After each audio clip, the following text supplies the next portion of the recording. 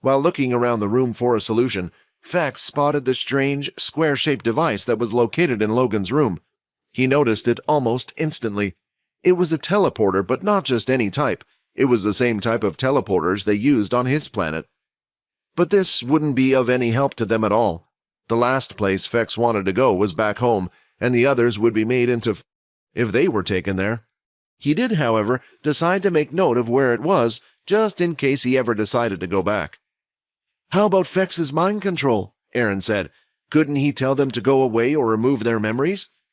"If they are adults, it would be much harder than before," Fex replied. "Besides, right now I'm guessing there will be a lot of people covering that area. If I wanted to get out of this place, the portal room would be the first place I would think of. So there's no way we can pull off something as similar as we did against True Dream, not unless we had someone on the inside." The last words Fex had spoken gave Quinn an idea. It was a risky one, but he had a gut feeling that he would be able to help. He was already keeping Quinn's huge secret, so there was some trust between them, and he felt like if there was one person that was on the right side of justice, it would be him. "Then we have no choice," Quinn said. "We need to ask Leo for help." The words that came out of Quinn's mouth surprised them all. This also included Vorden, who felt like he was the closest to him. "Why would you suggest that?" Vorden said. "Leo is a sergeant, and although he isn't under Duke, he is under Nathan, who is ultimately under Paul, the head general. It's clear that Leo is working for them, or at least he takes direct orders from them." It was a simple deduction that Vorden had made, and it would be right to assume so, but Quinn didn't believe it. "Well, maybe I can change your mind about him," Quinn said. "First of all, I'm pretty sure he knows I'm a vampire. Let me change that. I'm 100% sure he knows that I'm not human, and the same could be said for Fex and Peter." "Wait a minute," Aaron called out. "Is that why he gives you special treatment? Now that I think about it, it all makes sense." "I'm not sure about that one," Quinn said, letting out a chuckle. "But I'm sure his ability has something to do with it. He knew I was different from the beginning, and has safeguarded my secret until this day. Leo is different from the other teachers. He once inquired about whose side I was on. It made me wonder about a couple of things. Leo himself didn't align with the military. He is on the side of humanity. This was what he was checking up on with me that day. As long as there is a threat to humanity, he will protect us." Logan then quickly hopped onto his computer and started to type away, checking to see if there was any information he could bring upon Leo, if at all. "So, is this a hunch?" Vorden inquired. "Isn't it too risky to go on this journey just based on a hunch?"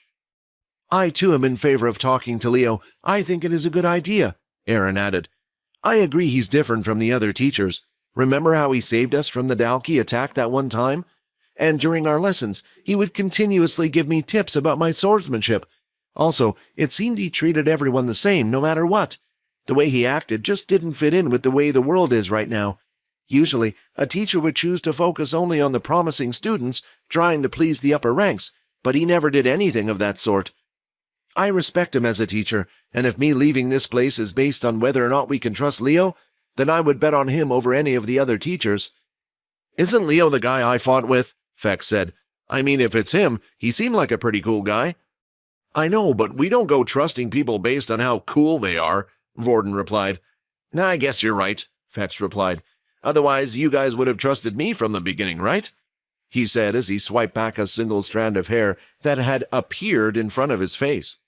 Once again, Logan projected the information about Leo onto the screen. Most news articles and information about Leo had to do with his accomplishments during the last war. He stood out due to the amount of Dalki he had, despite being a lowly private at the time. "Here you go," Logan said. "It looks like you might be onto something after all. It says Leo readily refused to join the military and only wanted peace after the war. However, he did agree to fight once again if the Dalki were to invade. At the time, Leo was a bit of a lone wolf who had refused to join any factions, including the Big Four. The military saw this as a chance to grab him up, but it proved difficult. In the end, Leo agreed at a request. He would join as a teacher. Judging by this, it is as you say. Perhaps he isn't as closely aligned with the military as the others here are." It was a risk, and others knew it would be, but if Erin was happy to go through with it, then she should at least have some say in what they were planning to do with her. Suddenly, Logan leapt out of his chair and started to search around his room for some items. He went through crates and crates of stuff until he had finally found what he was looking for. After pulling out the strange-looking object, he went back to his computer to fiddle with a few more things. A bright light emerged from the projector, which used to display the hologram so far. It now displayed a solid wall of green. "Which one of you is the best at acting here?" Logan inquired. The others didn't know who to look at, but eventually they all directed their gaze at Vorden. Even Quinn didn't know why he did this. But based on the numerous ways Vorden could express himself, he felt him to be the perfect fit for the task at hand. Logan then paced near Vorden, and without even asking for his consent, he tried to put the strange-looking helmet device on his head. Unfortunately, there was quite a height difference between the two. "Can you not see what I'm trying to do? Bend down, you big giant!" Logan shouted. Vorden immediately bent down as little Logan placed the strange helmet on top of his head. The helmet mainly went around his forehead and had unusual mechanical arms that came outward. "Even if you go to Leo and he agrees to help, the security around everywhere is going to be tough. This is the only thing I can think of which might get them to lower their guard a bit," Logan said. "The strange helmet thing?" Vorden replied, his tone strange. "This here is a facial recognition device. It can track the smallest of details and all the little movements of the muscles in your face. What I plan to do is make a video. If we put both Peter and Aaron up against the green screen and we have our actor Vorden here, I will be able to create a realistic video. The plan is to pretend the video has been sent from Pure, informing the school that the kids they are looking for have already left the planet and are safe in Pure's hands.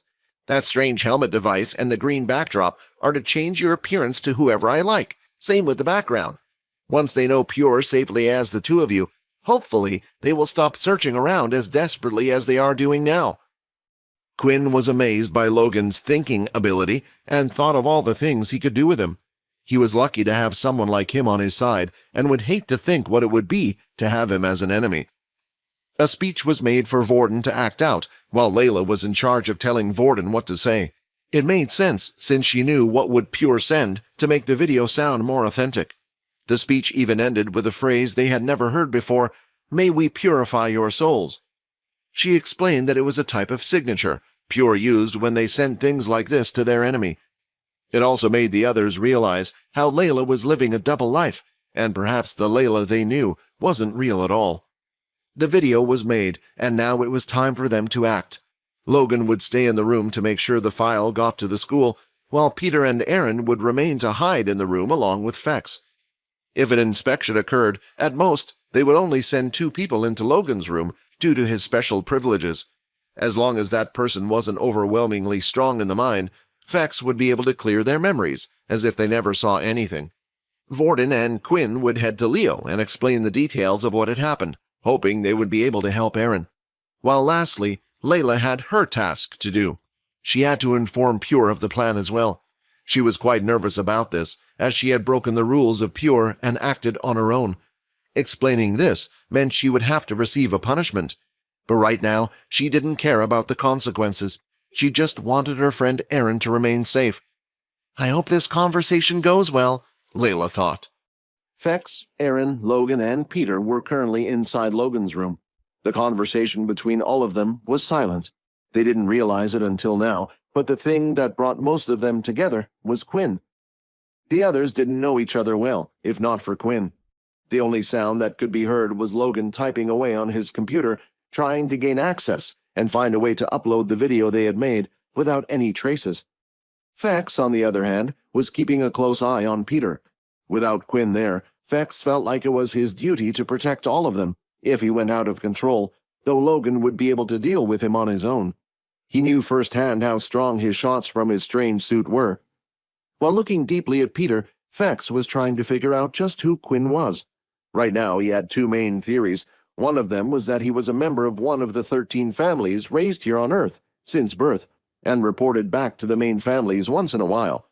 While down here, he had made the mistake of turning Peter, and was now trying to keep it a secret. But the thing that threw him off with this theory was his ability, the shadow ability.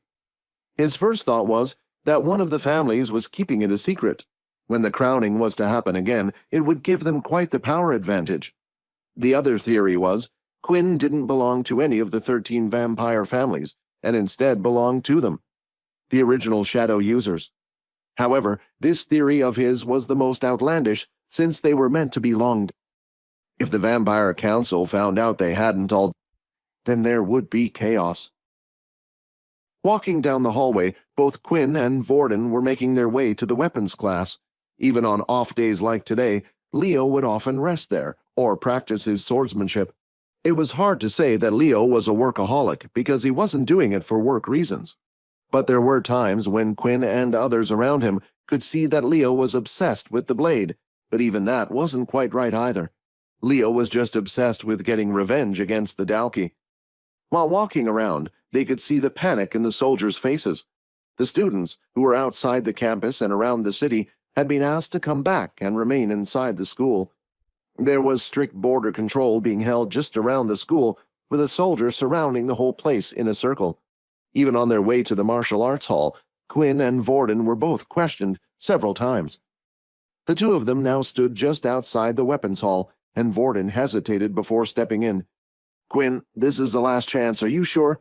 What do we do if he doesn't agree? I don't think we're strong enough to fight him." "Even if he doesn't agree, he's not the type to turn us in for protecting a friend. He'll understand, trust me." With that, Quinn stepped forward, full of confidence, opening the door into the martial arts hall. It was the weekend, so no students were inside, but Leo was there, standing in the middle of the room. Sweat was dripping down from his forehead, while his sword was still sheathed by his side. Even before the two of them entered the room, he was already looking in their direction. "The two of you were standing outside for a while. I was wondering when you were going to come in," Leo said. "Is this guy blind?" Vorden asked. There weren't many opportunities where both Vorden and Leo were able to be around each other. Vorden knew about the accomplishments he had made during the war, but sometimes the rumors would often be exaggerated. "I wonder if I could touch him," Vorden thought. As the two of them got closer, Leo could tell that the energy inside the two of them was disturbed. But while looking at Vorden, it seemed strange. Had he met this person before? Because right now, he was looking at a person who had two different flows of energy inside him. This was because Vorden currently held the fire ability, as well as the invisibility ability. "Leo, I know you have already done me a huge favor by keeping my secret," Quinn spoke. "And because of this, I have decided to trust you with something else. I hope my hunch isn't wrong, and I hope you can help me." "I can't make any promises, as I do not know what you wish to tell me," Leo said. "But as long as you are not in the wrong, you have nothing to worry about." When Leo spoke those last words, it gave Vorden a little shiver down his spine. Just what had this man gone through to be able to create such an intense feeling with only a few words? Was it his ability, or was it just the pressure emitting from this person? Quinn started to explain what had happened, and how they had come to learn what True Dream's reason for coming to the academy was, as well as how Pure was the one who had informed them, and how their friends had been chosen for the process. All they wanted to do was protect Aaron and Peter. Quinn, however, did leave out the detail of them trying to save Peter for a different reason related to himself, and just explain that he didn't want his friends to lose their ability. He also mentioned how they needed to send Aaron out of here right now. After they had finished explaining, both Quinn and Vorden took a deep breath, trying to calm themselves down. They carefully watched where Leo's hands were placed, thinking that any second now he would go for his blade and capture the two. "You two can calm down," Leo said. "As I've said to both of you before, as long as you are not in the wrong, I shall help. And in this situation, I believe you are not in the wrong." While Quinn spoke about everything that had happened to True Dream, Leo made sure to carefully keep an eye on their energy flow as well as their heartbeat. He noticed quite often when people were lying, their flow of energy as well as their heartbeat would alter slightly. Over the years, it came to the point where Leo was just as good as any lie detector. Of course, some had a solid will and had been trained to the point where it wouldn't affect them. But for kids like these, it was easy for him to tell. He knew that the words Quinn spoke were the truth. "So, can you help us?" Quinn asked with a little smile on his face. "There isn't much I can do with the situation with Jack. Although he's not part of the military, he is treated a lot higher than I. When I arrived here, I was adamant to be put under Nathan, since I had an odd feeling about Duke. Right now, because of my rank, there isn't much I can do. Jack holds a special relationship with our head general, Paul. The only thing I can do is wait to meet with the head general of Military Base 1. Not everyone in the military agrees with Jack's doing, and this will hopefully be a step in the right direction. What Leo was doing right now was a risk most people would never take.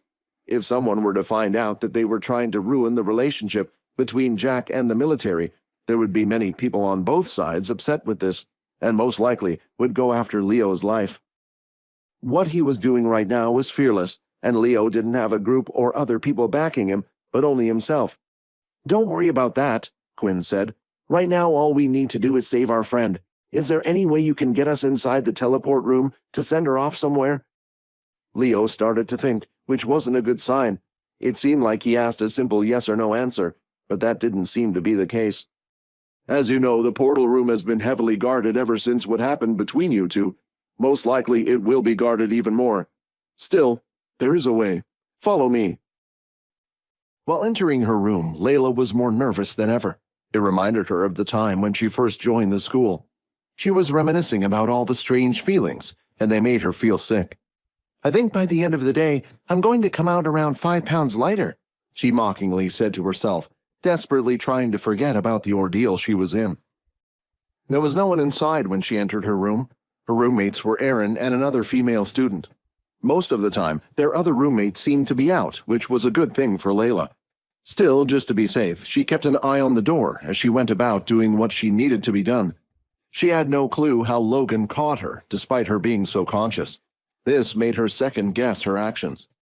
All those years of training were hammered into her so she wouldn't be caught during an investigation, and in the end she was caught by another student. Maybe she just wasn't made for work like this. The black orb resting under her bed was now in her hand, and once again she took a deep breath, readying herself before tapping the top of the sphere. The blue ring on the top started to pulse in and out until eventually turned into a solid blue color, signaling that it had been connected. "Agent 45 connected with Agent 83. Today isn't a report day. Does there seem to be a problem?" the voice from the sphere asked. "I would like to make a special report. Would you please connect me to Agent number 5? Layla asked. "The single agents are too busy. You can report it to me and I will pass on the message to them." "I'll ask you again," Layla said firmly. "Please let me speak to Agent 5. This is not a request as an agent, but say that it's from her daughter." There seemed to be a slight pause between the two for a moment, before the agent eventually replied, "I will see what she says." Layla waited while the other agent contacted her mother. In the Pure organization, they had special numbers associated with each agent. The number system could be split up into 4 different categories. The first group of people was the hundreds. These agents of Pure were given no such number ranking. All they were told were that they were above the 100 special agents. These people would often be new to the Pure organization and would only be used on large-scale operations. Then, below them were the ranked. These agents were numbered from 20 to 100. These were special operative agents whose numbers were based on their position within the organization. The lower your rank was, the more powerful you were. The third group was the higher ranked, going from 6 to 20. Because they were quite different compared to other agents because they were mainly there due to the power. And then finally, you had the final 5. Some of these members were the original creators of Pure and also the strongest within the organization. When Layla was first introduced to the ranking system, she found it weird. For a group that was so hell-bent on outcasting hierarchy in society, it was strange for their group to have one. But they always said that it was different because they all had the same goal in mind. It would only be this way for now until they achieved their goal, and then they would get rid of the ranking system. By then, equipment, wealth, and resources would be distributed equally. Layla started to remember the mock videos they showed her of what the world could be, and they always seemed so peaceful. She was interrupted by a familiar voice while she was deep in her thoughts. "This is Agent 5. I hear you have some important news for me, Agent 83, the voice said. After hearing those words come out of her mouth, Layla was a little upset. She hadn't spoken to her mother in a while, and the first thing she talked about was business.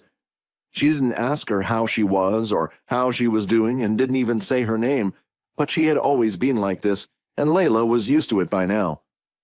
Layla started to explain the details of what happened, how she acted on her own without informing Pure to protect her friends, going against Jack, and what the situation currently was. though she did miss out on a few details here and there, especially the parts where she had informed all her friends who she was. So far, she had only said she told Aaron, someone who she wanted to bring over to Pure, about her real position. "Has your position been compromised by anyone else in the school or personnel?" her mother asked. "No, I've only informed Aaron. Right now they think she escaped on her own. They're looking for her, and she has no ability, as well as nowhere to go. If you can, please help her." "Don't worry," she replied. "We will do our best. Anyone who has been affected by True Dream will be accepted. We shall treat her well. However, you have gone against our code. Although you were not caught, you took action without asking for permission, and you even went as far as to use our name. Your punishment will be decided when you come back to the base. For now, you shall be demoted from position 83 to position 100. Update me when you have the location Aaron will be sent to. We will have someone on standby waiting. Oh, and one last thing. Layla, I am waiting for you. Soar through the ranks. Don't be disheartened and try to get into the upper level so we can meet more frequently. May Pure be with you." "May Pure be with you." As the call ended, Layla kept her head down. A demotion was quite a big punishment. It had taken Layla a long time to rise through the ranks, and just like that, she was at the bottom, barely hanging on to the numbered positions. When she was at the base, she rarely got to see her mother much. Her mother always told her as long as she was loyal to Pure and the cause, eventually she would rise to the ranks and have a seat next to her. So far, she had been as loyal as can be and followed everything in the book. But everything slightly changed when she met Quinn and the others. She started having fun and enjoyed her time at school. Sure, there were bad people in the world, but not everyone abused their powers. There were those like Aaron who didn't even understand the injustice and discrimination currently happening. Layla felt like they just needed to educate the world more. She started questioning if Pure's forceful ways were the right thing to do, which is why she was hesitant about reporting Quinn and the others. If there was a chance she could leave the organization without receiving a punishment, she might have even considered it. And now, thinking about it, she was about to send one of her best friends to such a place she no longer wanted to be a part of. The two boys were closely following Leo as he walked around the school. It seemed like he was taking them towards the portal room at first. However, when they were about to reach the room, their path slightly changed. Quinn and Vorden both wanted to ask him where he was planning to go, but they were too afraid to do so. All the while walking, Vorden would constantly look around. He still had his doubts and felt like perhaps they were being led right into the den of their enemies. In the middle of their little stroll through the familiar pathways, another female, who they had seen a few times, met them. "Sergeant Leo," Faye said. "Where are you heading to? Didn't you receive the message?" she asked. "Sorry, I was busy training, and it seems that no one bothered to inform me. Is it something urgent?" he replied. "There has been an update about the situation of the two students who ran away from their punishment. It appears that somehow Pure has already gotten their hands on both of them." As the two boys listened in on the conversation, they snappily turned their heads to look at each other. Relief visited their consciousness, since it must have meant that Logan had successfully sent a fake video over. The contents explained how members of Pure had already triumphantly retrieved Peter and Aaron. "I see," Leo replied. "So has the search party for them been called off?" "Not quite. We, including a few other soldiers, have been called back for a meeting. Perhaps it was to discuss the next course of action." As Faye finished her words, she spotted the two boys standing not too far away from Leo. At first, she thought that they were just two students who were taking a walk around the school, but she quickly realized that they also halted their steps when Leo did. The other thing that they noticed was they weren't just any students. They were the first-year students who she had been seeing more than she would have liked to. Wherever these two went, it seemed like trouble was simply lurking in their shadows. The moment Faye focused her attention on the two, Vorden realized the mistake that they had committed. Usually he was good at this type of thing, and would have carried on walking to not incur a suspension. The problem was, he and Quinn had both gotten caught up on what Faye had to say. "I don't know if you're aware of this, Leo, but there seem to be two first-year students following closely behind you," Faye said, further narrowing her gaze that was on Vorden and Quinn. "I may be blind, but I do know when I'm being trailed," Leo replied. They're here to help me move a few things for my storage room. I promise I will go to the meeting room as soon as I'm done." If it was anyone else, Faye would have complained, suggesting that as a sergeant, they were neglecting their duty. If the general asked them to be present, then they needed to be immediate. However, Leo had some leeway when it came to the other sergeants. This was because they were aware of the fact that they wanted him, and it wasn't the other way around. "I will let them know that you will be a little late then," Faye said as she gave a salute before she took her to leave. "I wonder when the two of them managed to get close to Leo," a lingering thought registered in her mind. She made it a point to look over their files once she had returned to her office. She felt that something was amiss regarding the setup. On the other hand, Leo stopped in his tracks, prompting the students to do the same. They had reached an area in the school that they had never been to before.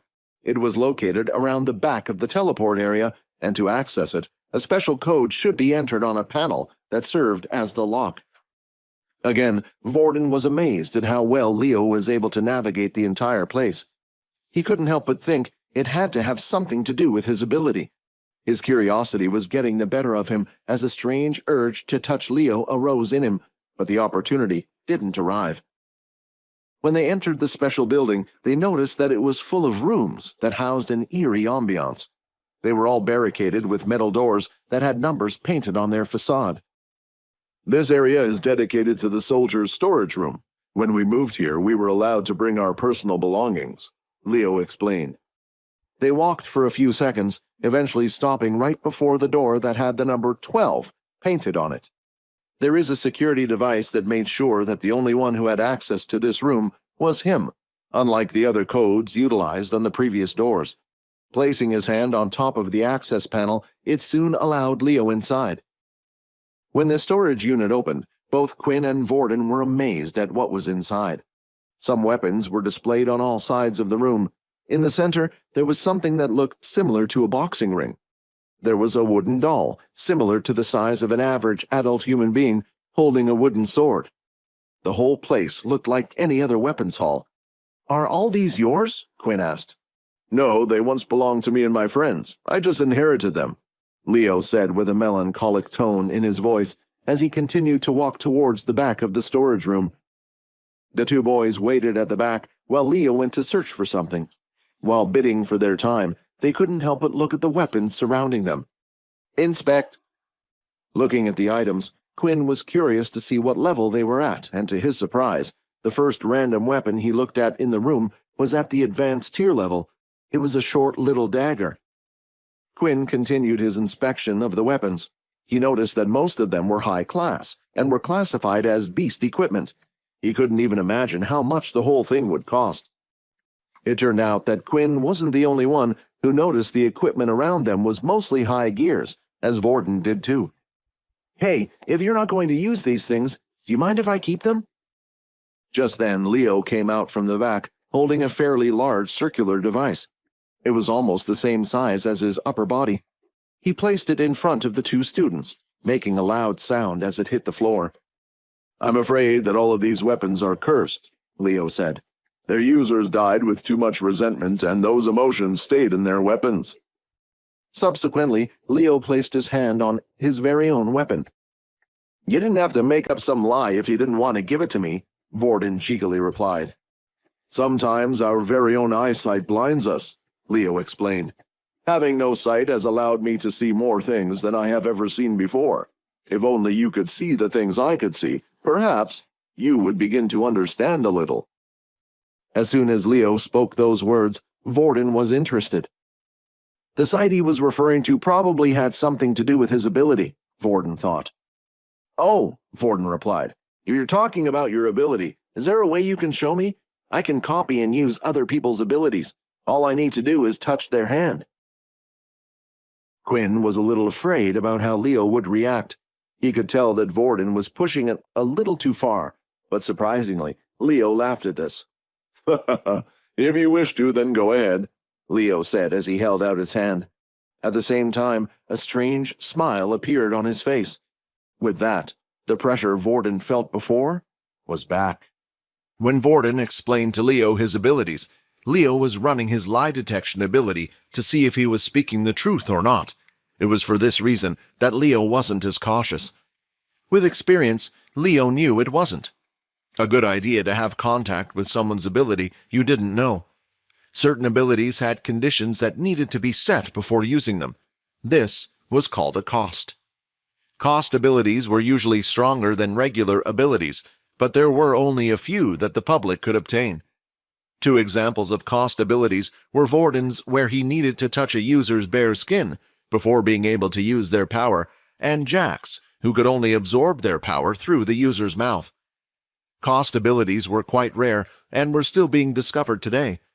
Sometimes families passed down ancient scripts which their ancestors knew nothing about but practiced out of tradition, only to find out later that there was a cost involved in unlocking their ability. Many people assumed this happened to True Dream too. In a world without abilities, Jack would have never discovered his very own ability. Vorden looked at Leo's hand once again, and this time with slight hesitation. "Just do it," Rayton complained. "You have to be so careful about everything you do." With Rayton speaking his mind like the little devil on his shoulder, he eventually took the plunge and shook Leo's hand. Vorden could feel an insurgence of new energy inside his body. The cells in his body were finally changing.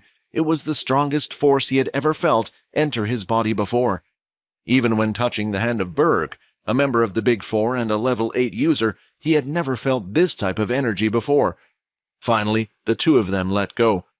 "Well?" Leo asked. "Do you see what I see?" Vorden activated the ability, and his whole vision went black. He could no longer see using his regular eyesight. Instead, the walls and floor appeared like wireframes that were constantly moving, as if the ground and the walls around were alive. When he looked at his hand, he could see the flow of yellow energy appearing off his own body. He turned his head and looked at Quinn, who was giving off a different color, a dark purple hue which burned brightly. Vorden now understood why Leo was able to tell that Quinn was different. It was the colors of energy. Finally, though, when he looked at Leo, the largest shock came to him. Leo's flame was yellow, just like Vorden's. However, there was a big difference between the two. The flow of energy burning was much more intense, and it seemed to be at least 4 times bigger than his own. But how? Vorden thought. It didn't make sense to Vorden. Using his ability, not only did he copy the ability, but also the number of mutant cells in their body. Even if Leo's ability was beyond that of level 8 of the military scale, Vorden should have still been able to copy it. But looking at his aura and looking at Leo's, there was a big difference, and he didn't know why. Then Vorden started to notice something else. The sword around his waist was also burning a bright red color, and the energy coming off from it was nearly just as strong as Leo himself.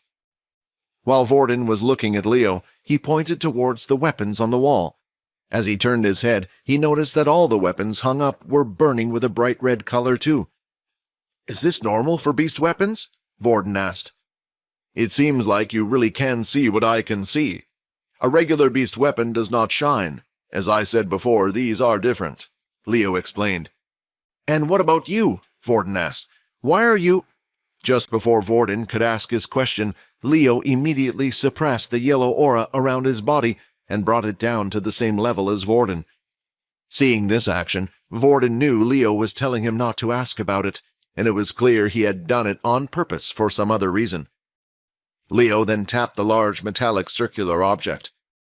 "This here is a portable teleportation device. It's an old one, but it still works. As you know, these are a one-time use thing. It will allow you to go to a destination, but not come back," Leo explained. "The location of this device is set to a planet called Lintarnia. It's a green portal planet that I once came from, so it should be safe." "There is one problem, though," said Leo. "As you can see, it's very big and heavy. There is no way to move this without being suspicious or being seen by anyone else. This is as much as I can help you." Quinn then walked up to the device and tried lifting the thing. It was indeed heavy, and would most likely take the two of them to carry it back to Logan's room.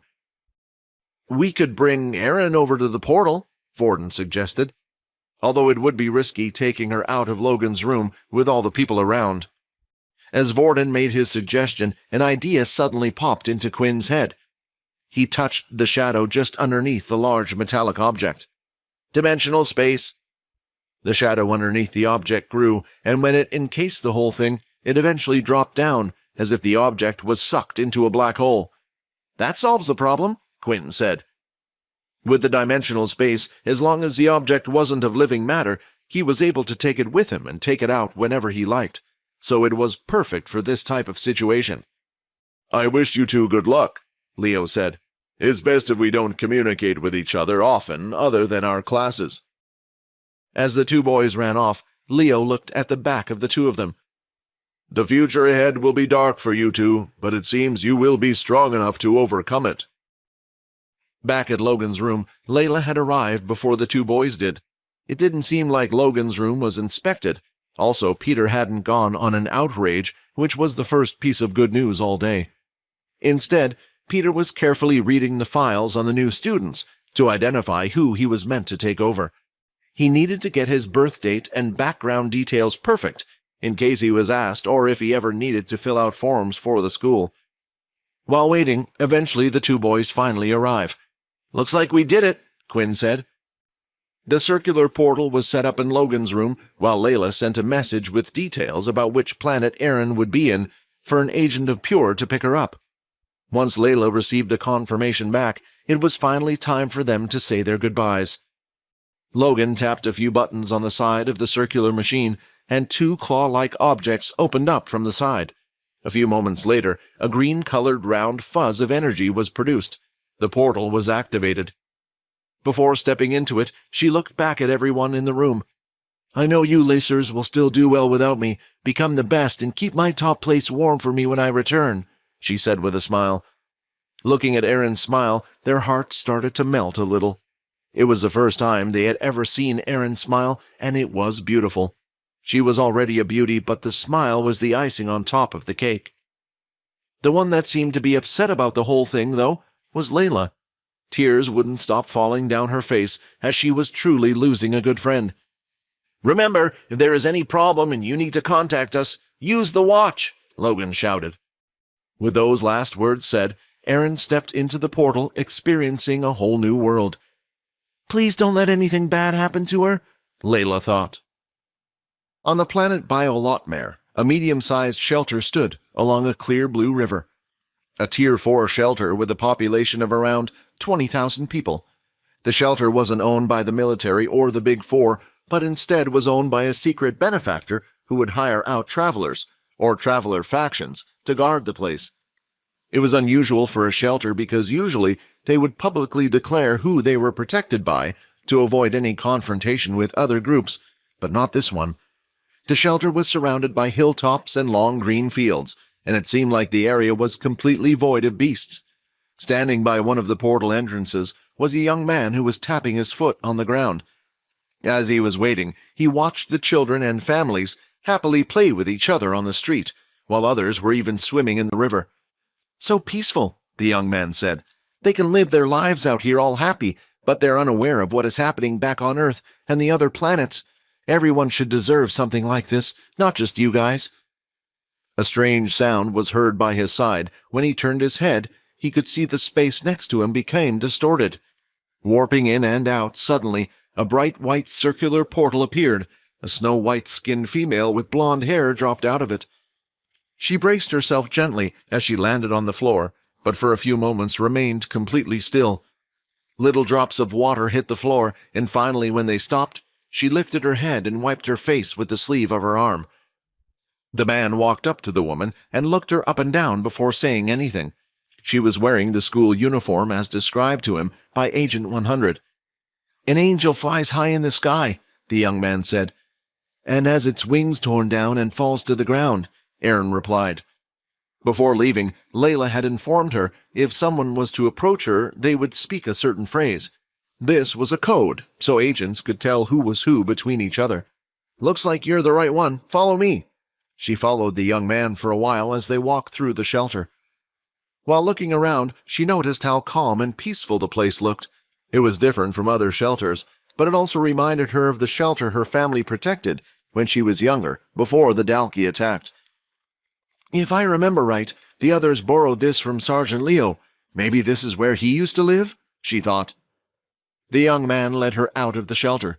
Before stepping out, Erin turned and took one last look at the peaceful place. A thought crossed her mind that maybe she could run away and stay here. It might be a better option than going to Pure. But then, looking at the peaceful town, images appeared in her head of the houses on fire, the buildings destroyed.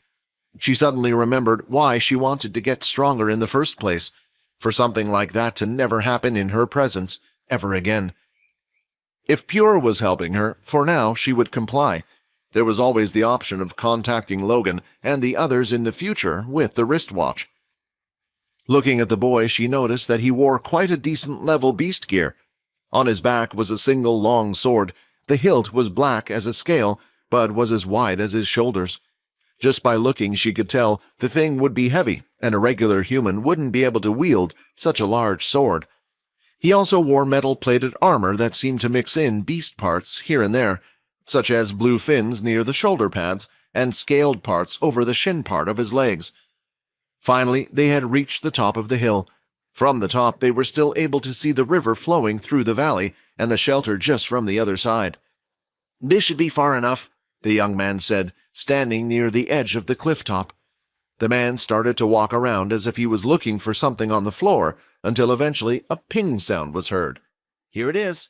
The man started to dig down at the spot with his bare hands. Although he was tearing pieces of the ground away, he made it look like he was just shifting piles of sand away. "Hey, pretty lady, are you just going to stand there, or are you going to help me?" the man asked. Erin looked at the floor where the man was digging, and then looked at his hands, which were covered with dirt. At least he was wearing a pair of gloves, but the only thing she managed to bring with her was her sword, that always stayed around her waist. Unwillingly, she took a step forward. Although she didn't want to get dirt on her hands, she thought it would be best if she made a good impression with the people she would be staying with for a couple of years. Just as she moved forward, a loud screeching sound could be heard in the air. At first, it looked like a small little black dot in the sky, but it got bigger, and eventually Erin had a clear view of what it was. "Watch out!" she shouted. "It's a beast!" While seeing how peaceful the town was, she had forgotten about the fact that this still wasn't Earth. Dangerous beasts lived on these planets. The young man turned and slowly drew out his large sword, as if what was happening was somehow annoying to him. Suddenly the beast stopped its descent and spread its wings wide open, hovering by the cliff top in front of the young man. The beast looked like a large butterfly, and was the same size as a regular human. Its wings had beautiful, rounded patterns. But as beautiful as its wings were, the same couldn't be said for its head. It had too many eyes to count, and razor-sharp teeth, with what looked like foam coming out of its mouth. "Will you please just let me go home?" the young man shouted, and at the same time the butterfly beast dashed forward. Erin immediately went to cast an ice spike from below, hoping to hit the beast, but that's when she sadly realized that she no longer had her powers. It marched forward, and the young man lifted the sword just at the right time, pushed it down like a pin right on top of its head. Its wings had stopped in an instant, and the beast was... "Can you at least get the crystal?" the man asked. "It's located in the lower half of its body." While Erin went to carve out the beast's crystal, the man continued to dig in the location. Just as she wiped the black blood of the beast away using the grass on the ground, she noticed it was slightly clear in color. "What is this?" she said in shock. The clearer the outer shell of the crystal surrounding the energy inside, it meant the higher the tier of crystal. Right now, what Erin held in her hands was a crystal with its first outer shell clear, which meant it was at least an intermediate tier beast, and the young man was able to kill it using no abilities and only beast weapons. Erin was starting to see the Pure organization in a slightly different light right now. Finally, the man had stopped digging and pulled out a large, circular metallic device. Straight away, Erin knew what it was because it was similar to the one she had used to arrive on this planet. After pressing a few buttons on the side, the portal opened up. "Well, are you ready to meet your new home?" he asked. Before, she wasn't so keen, but after seeing the young man's actions, she now stepped forward willingly. Before they entered the portal, though, the man stopped her. "Take off the watch," he said. "This If you're worried about the school tracking me, they won't be able to. Your member disabled it, Aaron tried to explain. The man then forcefully grabbed her wrist and snapped the watch off before throwing it onto the ground. You're about to head into the Pure's base. We can't and won't take any chances. After that, he pulled Aaron into the portal, and the two of them disappeared out of sight. Military Base 2, things were starting to calm down, not just for the soldiers on the base, but also for Quinn and his group. The video seemed to work quite well, and it looked like they had nearly called off the entire search. The base was now treating it as a secondary objective rather than a full-on search. Because of this, each member felt like a huge weight was lifted off their shoulders. However, Layla felt like a new one was put on hers. There was only one problem left to solve right now, and that was Peter. The group had decided they would continue to hide Peter inside Logan's room. It wasn't the right time to reveal him. The tension was still a little high. While he stayed in Logan's room, it would also give him time to practice the details of the student he was pretending to be. Before leaving Logan's room, Quinn made a cut on his hand and fed some of his beers to Peter and commanded him not to attack Logan. He would need to do this every night until Peter was able to use the disguise. This meant right now it was night. The others had left, and the only ones in the room were both Logan and Peter. Despite their situation, Logan simply continued his normal routine in the night. He was at his workbench using strange tools as he messed around with his gadgets. This continued for a few hours. "Where did I put that cogwheel?" Logan asked himself as he surveyed around the room but couldn't find anything. As he swiveled around in his chair, he noticed that Peter was standing in the same spot and wasn't moving. "Do you not need to sleep?" Logan asked. Peter replied just by shaking his head. "Well, I don't sleep much either." He shrugged and then motioned to him. "Hey, do you mind passing me that cogwheel shape by your side?" Peter looked around for it and handed over the strange device that Logan had asked him for. Without saying anything else, Logan continued to work on his new invention. "Pass me the green glowing circular orb," he asked. "The one on your left, that spinning spiky thing," Logan asked once more. "And that upside-down looking you. Now that beast crystal to your right." He continued to ask for different tools, and Peter did as he asked. He handed them to him. "Finally finished," Logan said, and turned to Peter. "You were a great help. You didn't ask me any questions and didn't keep me distracted from my work, Peter. Now it's my turn to help you." Logan opened up the files which displayed information about the student named Pio Blank on the screen. While the file was open, Logan would ask a series of questions, to which Peter would answer.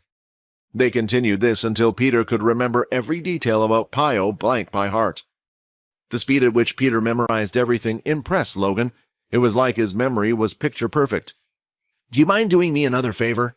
Logan asked with a small smile on his face. Peter hopped into the VR machine. Logan would communicate with him while he was connected. Right now, Logan wanted to see Peter's capabilities and strengths. Logan asked Peter to do a series of things, such as run as fast as he could, throw a punch as hard as he could, as well as dodge a bunch of incoming objects that were thrown at him inside the simulation. Eventually, with all the stats recorded, Logan had something else he wanted to try. "Peter, behind you a pair of weapons will appear. Use them however you wish against the NPC enemies." Suddenly, a pair of short blades appeared on the ground behind him, and at the same time, 8 different men, all in a solid black color, appeared. They didn't look like humans, but like blobs of ink instead. These were the NPCs that Logan had created to practice his fighting skills, and weren't part of the game he created. Using the 2 weapons and Peter's speed, he was able to deal with most of the enemies with ease, and Logan was impressed. Right now, both his strength and speed were nearly 4 times the level of an average human. Logan continued these sets of tests, and each time he would drop in a different weapon for Peter to use against the enemies. Right now, Logan had set the game to allow his body to react as it would do in real life, and what was more amazing than anything was the fact that Peter never seemed to get tired. He was able to fight just as well as he did from the start of the game to the end. Peter, while going through the entire process, was having fun. On the outside, he hadn't been able to test his strength. He was able to use it freely for the first time. Even if he was being used by Logan for his purposes, he didn't mind. The relationship between them was mostly give and take. Finally, the simulation had ended, and Peter exited the pod. After gathering all of Peter's stats, Logan concluded that Peter would make a great spy or a... He performed best with the short dual blades while using the weapons. He also never got tired and could run at great speeds. He also had a nearly perfect memory. And lastly, he also knew that they had the ability of transformation, being able to disguise himself as anyone he wanted. It was a shame that Peter was already on Quinn's team. If the case had been any different, then Logan would have loved to have invited him for his very own portal outing. While Logan was deep in thought, he heard a knock on the door, and to his utter surprise, it was Quinn and Fex. "What are you two doing back here so soon?" Logan asked. "What are you talking about?" Quinn replied. Logan quickly rushed to his computer to check the time. It was already the next day in the afternoon. Classes for the school day had already ended, and Fex, along with Quinn, had come to check up on Peter, as well as another reason. Without realizing it, Logan had been up the whole day with Peter. "What can I do for you?" Logan muttered as he rubbed his bloodshot red eyes. "You can sleep if you want," Quinn asked. "Yeah, you look nearly as good as Peter," Fex added with a chuckle. "Well, I can decide that once you two let me know what you need. If you're here for Peter, I and him are doing great." "Actually," Quinn replied, "I was hoping we could use your VR capsule. I wanted you to add Fex's ability to the game for us." Now that everything had calmed down, Fex was finally able to keep well on his promise. He was planning to show Quinn how to fight the vampire way. The reason why the two boys decided to visit Logan right after their classes wasn't just to check up on Peter. A while ago, Fex had said that he would teach Quinn how to use the vampire style of martial arts that focused on using their hands and fists as weapons. At the time, Quinn didn't trust Fex too much, so he came up with the idea of allowing Logan to record Fex's ability and upload it to the game's private server. This way, Fex would not be able to control Quinn's body and make him attack his friends, but he could use the ability inside the game to teach Quinn how to fight. At this point, the two of them had gotten a little closer, and Quinn felt that even if they were to do this outside of the game, Fex would bring no harm to his friends. There were multiple opportunities when Fex could have done this, but he always chose not to and had helped them out greatly. Of course, Quinn was still a little bit cautious, since he didn't even know Fex's reason for being at school. Another reason was that, if they were to practice in the game, it would be away from the prying eyes. After hearing what Quinn wanted to do, Logan's eyes filled with a strange energy. "I suppose I still have some energy left in me," Logan said as he quickly hopped onto his computer. "Go on then, Quinn, you've done this before. Show him what to do." Just like Quinn had done before, Fex was placed into the fairly large glass tube. He was then told to use his ability in different ways, while the tube and computer would record how his ability worked. Watching from the outside, Quinn felt like it was strange how the tube and computer were able to accurately replicate the abilities in the game. The other thing that impressed him was the fact that Logan wasn't typing anything into his computer at all. He just had his hand pressed up against it. While this was happening, thousands of lines of code were being written. Quinn had seen Logan's ability a few times now, and had seen it use it in quite versatile ways, so he had concluded what it might be: the ability to communicate with machines, or more precisely, give life to machines. When Quinn was last in his room, he used the inspection skill on a couple of items that Quinn thought he should have been able to use, but when he picked them up, there was no reaction, nothing at all, and it seemed like the machine was broken. But without saying anything, Logan would touch the machine. It would light up and work once again. If his ability was to give life to the gadgets that he created, it was the perfect ability for Logan. With anyone else, it would be pretty useless, apart from bypassing doors and such. But for Logan, it allowed him to use his ability in so many different ways, just like he was doing with the games, and with the little spiders, they saw being used multiple times. "And we are done," Logan said as he opened his eyes and let go of the computer. "How will we play?" Quinn asked. "There's only one VR machine." "I thought of that beforehand," Logan said as he threw two very small, square-looking nanosticks in the air. Both Quinn and Fex caught them with ease by swiping their hands in the air. Usually if you try putting anything into the VR capsules, it will just reject them for security reasons, but those have been blessed by me," Logan explained. "Just head to the back and pop them in. After that, when you log into the VR capsule, it will give you the option of which server to connect to. I've put both the shadow and string ability into the private server for you to use. Now get out of here and go play your little game." Before leaving the room, Quinn gave a few drops of blood to Peter and repeated the same command as before. Although Logan felt like there was no reason for the two of them to get into a fight, still, he didn't know if Peter's violent nature was being suppressed by Quinn's blood or not. As soon as the two boys left the room, Logan almost collapsed on his bed. He didn't sleep much, but every so often he would be burnt out. Peter looked at Logan in the room before looking at the VR capsule again.